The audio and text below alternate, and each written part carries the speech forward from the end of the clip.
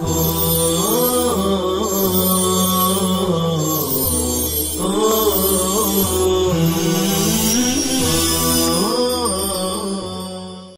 لله العلي الأعلى الذي خلق فسوى والذي قدر فهدى، وأشهد أن لا إله إلا الله وحده لا شريك له الحمد في الآخرة والأولى، وأشهد أن محمدا عبد الله ورسوله بلغ الرسالة فما ضل وما غوى وما نطق عن الهوى، إن هو إلا وحي يوحى، صلى الله عليه وعلى آله وأصحابه ومن سار على نهجهم وقتفى.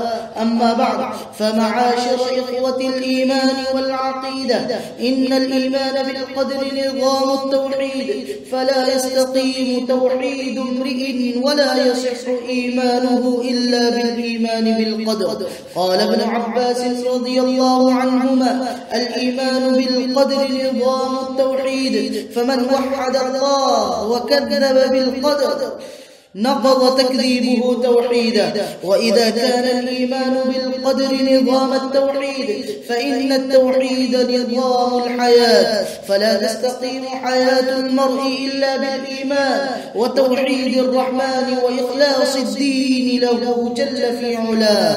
وإذا لم يكن المرء موحدا لا تنتظم حياته، بل تذهب فرطا وتضيع سبهللا، لا نفع فيها ولا فائدة، لا في دنياه ولا في أخرى. الإيمان بالقدر هو الاعتقاد الجازم بأن الله خالق كل شيء وربه ومليكه، وأنه تعالى قدر المقادير خيرها وشرها، حلوها ومرها، وهو الذي خلق الضلالة والهداية والشقاوة والسعادة، وأن الآجال والأرزاق بيده سبحانه وتعالى.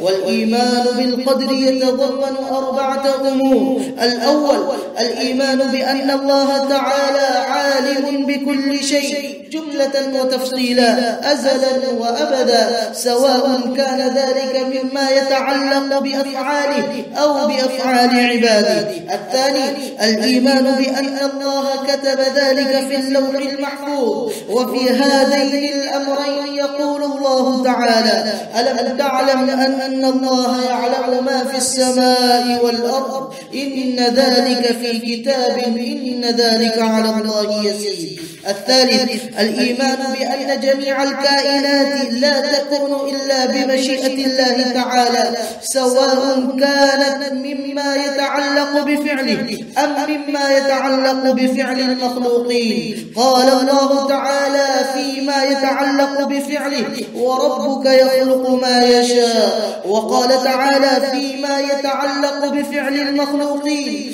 ولو شاء الله لسلطهم عليكم فلقاتلوكم. الرابع الإيمان بأن جميع الكائنات مخلوقة لله تعالى بذواتها وصفاتها وحركاتها. قال تعالى: الله خالق كل شيء وهو على كل شيء وكيل. وقال: وخلق كل شيء فقدره تقديرا. واعلموا عباد الله أن القدر سر الله في خلقه، لم يطلع عليه ملك مقرب ولا نبي مرسل، وهو علم الله تبارك وتعالى بكل شيء وبكل ما أراد إيجاده أو وقوعه من الخلائق والأحداث والأشياء، وتقدير ذلك وكتابته في اللوح المحفوظ. بارك الله لنا ولكم في الكتاب والسنة، ونفعني وإياكم بما فيهما من الآي والذكر والحكمة. فأستغفر الله لي ولكم واستغفروه، إنه